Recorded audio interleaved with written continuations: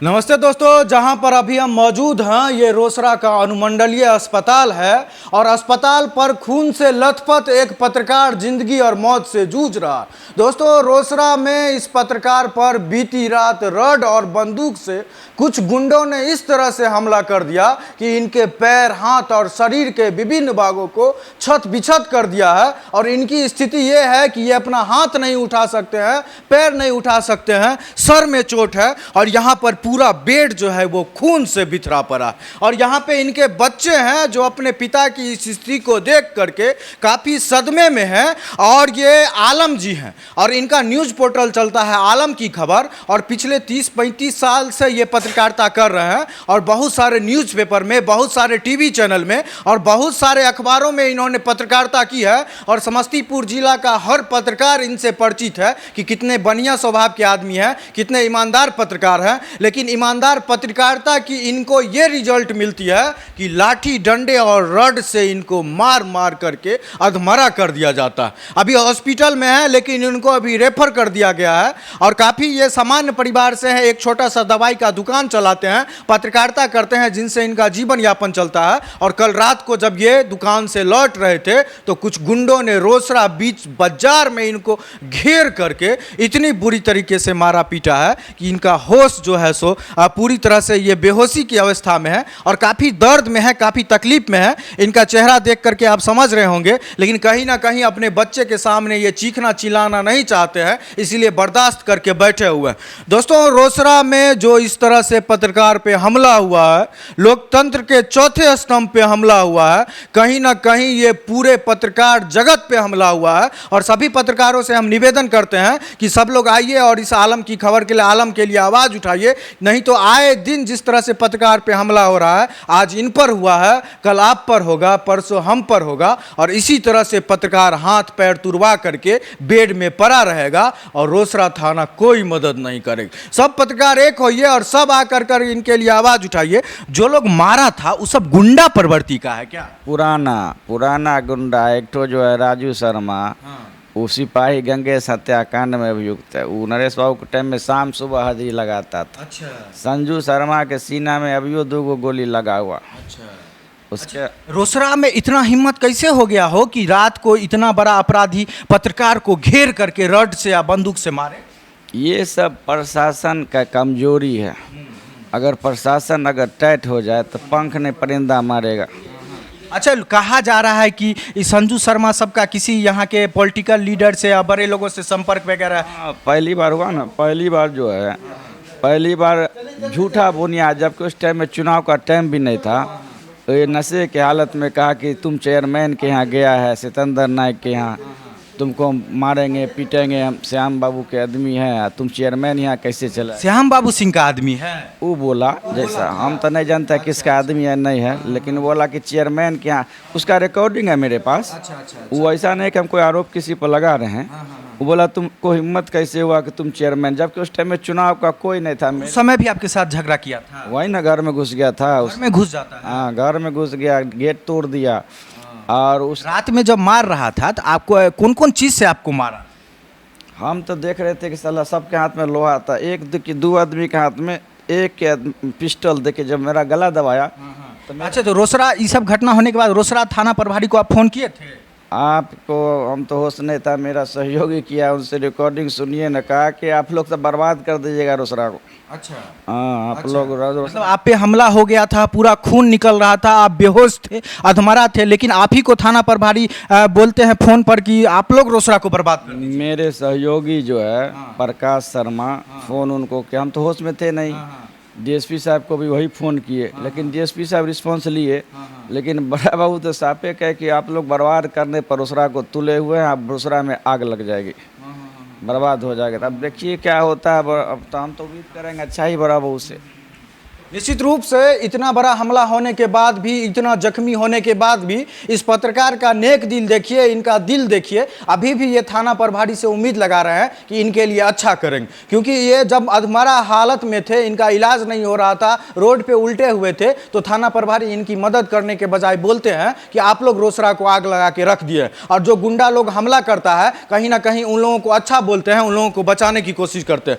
दूसरा, श्याम बाबू सिंह जी, आरोप है कि जो लोग इन पे हमला किया था वो आपका आदमी है, और इनको बोला था कि आप चेयरमैन साहब के यहाँ जाते हैं, फलाने के यहाँ जाते हैं, एक पत्रकार किसी के यहाँ भी जाने के लिए स्वतंत्र है। इसका मतलब ये नहीं है कि श्याम बाबू सिंह जी आपका गुंडा इनके घर में घुस जाएगा, रड से मारेगा और जबरदस्ती आप किसी से चुनाव में मदद नहीं दिलवा सकते हैं, ऐसा आरोप है और ऐसा बोल रहा था। निश्चित रूप से श्याम बाबू सिंह जी, आप आकर के इस पत्रकार से मिलिए और निश्चित रूप से आप सफाई दीजिए कि जो गुंडा हमला किया है वो आपका आदमी नहीं है और आप उसको इस पर हमला करवाने के लिए नहीं भेजे थे।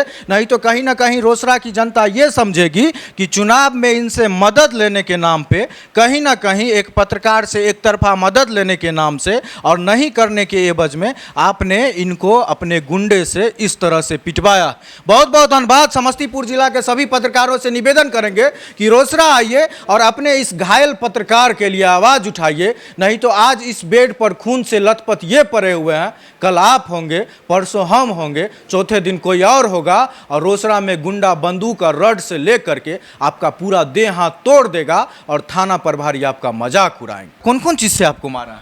वो सिक्सर का बट था, उसके बाद रॉड था, दो हाथ का, 10 आदमी से था लगभग, पहले से घात लगा बैठा हुआ था। हम सब दिन के तरह अपना दुकान चलता दवा का, रात में थोड़ा सा आधा घंटा लेट हो गया, हम चल दिए बेधड़क किसी तरह। बस वहाँ देखे कि उसका वहाँ पर आगे चल के ब्रह्म स्थान है एक ठो, वहाँ पर से 10 ठो लड़का निकला। संजू शर्मा था, उसके बाद राजू शर्मा था, संजू शर्मा का 2 बेटा था, उसका भतीजा था 2, 2 ठो दुर्गा स्थान का, 2-3 अन्य को हम नहीं पहचाने। राज सब रोसड़े का था? सब रोसड़े का था। जब जी जिसी तरह से हम वहाँ पीपल के गाछ के नज़दीक, पेड़ के नज़दीक गए, राजू शर्मा का पीछे से सर, हम उलट के देखे को गर्दन दाब दिया। कौन चीज से? हाथ से दाब दिया? हाथ से दाब दिया। हम छटपटा गए, छटपटाने के बाद हम बेकाबू हो गए। उसके बाद 4 ठो लड़का, कोई मेरा कमर पकड़ा, कोई पैर पकड़ा, घिसेटना शुरू कर दिया जब पीसीसी पर। हम बोल नहीं रहे थे, गला से दबा हुआ था। एक रॉड था सबके हाथ में, इतना इतना बड़ा। देखिए ये तो टूट गया, उठता नहीं है मेरा, ये टूट गया है। दरभंगा रेफर किए, पटना। पैर पर मारिश, इस पर मारिश, सब इस सब पैर में है, इधर है, इधर भी है, बहुत मार हम। लेकिन अब जब ऐसे किए तो गला छूटा मेरा। फिर हम आवाज़ लगाए, आवाज़ लगाए तो देखे कि लोग जाग रहा है, तो ये अपहरण कर, एक तरह से अपहरण मेरा किया। अपहरण करके वो चाह रहा था चलो आज तुमको आज तो साफ कर ही देंगे, अब मार रहा था बेधड़क। जब आवाज़ लगाए तो वो जो है छोड़ करके भागा। मेरे जेबी में दुकान का कुछ 1,000-2,000 रुपया था, वो भी ले लिया। तब लोग वहाँ पर मालूम हुआ, तो फिर डीएसपी साहब को हम कहे तो फोर्स भेजे। हालांकि थाना का वैसा रिस्पांस बढ़िया नहीं रहा जो होना चाहिए था। डीएसपी साहब के आदेश पर आए तो 3 महीना पहले एक नल जल योजना का कार्य चल रहा था। उसमें मेरे पड़ोसी हैं राम सुखित सहनी, जिसको हम ही ज़मीन दिए थे, और उधर से 10 फीट रास्ता छूटा हुआ। तो राम सुखित सहनी जो है इस पहलवान के पास गया, संजू के पास, कि किसी तरह से जो है अपने घर दे करके जो है पाइप को जाने दीजिए। वो हमको कहा था, हम कह के देखिए बड़ी बात नहीं, इससे बनाव हमारा ठीक नहीं है, और उधर से 10 फीट रास्ता छूटा हुआ, और नल जल का ये है कि सरकार का नियम कि एक घर भी छूटे नहीं। अगर उससे नहीं होता तो चलिए हम एसडीओ साहब को कहते हैं, उधर से ला के लगा देगा नल जल, आने वाले लोगों को भी फ़ायदा होगा। लेकिन ये ईगो बना लिया इस बात को लेकर के हिंदू मुस्लिम करता रहा। उसके बाद मोबाइल पर गाली देता रहा, जहाँ भी जाता, रांची से कई जगह से गाली दिया। उसका जब मोबाइल नहीं उठाते थे तो फिर मैसेज करता, तो व्हाट्सएप जो मेरे पास सबूत है। हम इसकी सूचना डीएसपी साहब को दी, अनुमंडल पुलिस पदाधिकारी को, और एक सनहा दर्ज किए। सनहा दर्ज करने के बाद एक बार फिर 2 महीना पहले जो है, सनहा दर्ज के 1 महीना बाद मेरे घर पर फिर हमला किया। ही जा कर के गेट उट तोड़ा, मारपीट किया। उसमें फिर हम डीएसपी साहब को फ़ोन किए थे, 11 बजे फोर्स भेज करके उस टाइम में भी यही 11 साढ़े 11, इसका टाइम है 11 साढ़े 11 बजे, पुलिस भेज करके अरेस्ट करवाए। उसमें 40 दिन जेल में रहा। शहरियार अख्तर जी मदद किए। सर सैया रखते अच्छा रिस्पॉन्स रहा उनको, और जब तक रहे तब तक इचू नहीं बोला। नया डीएसपी साहब आए हैं तब हमला कर। डीएसपी साहब आए, उसके बाद धमकाना शुरू हो गया। हम नए डीएसपी साहब से भी मिल करके एक आवेदन दिए कि सर मेरे गवाह को या मेरे साथ कभी भी कोई दुर्घटना घटना कर सकता है, और मेरे सहयोगी को पूरा केस में गलत में फंसा भी दिया।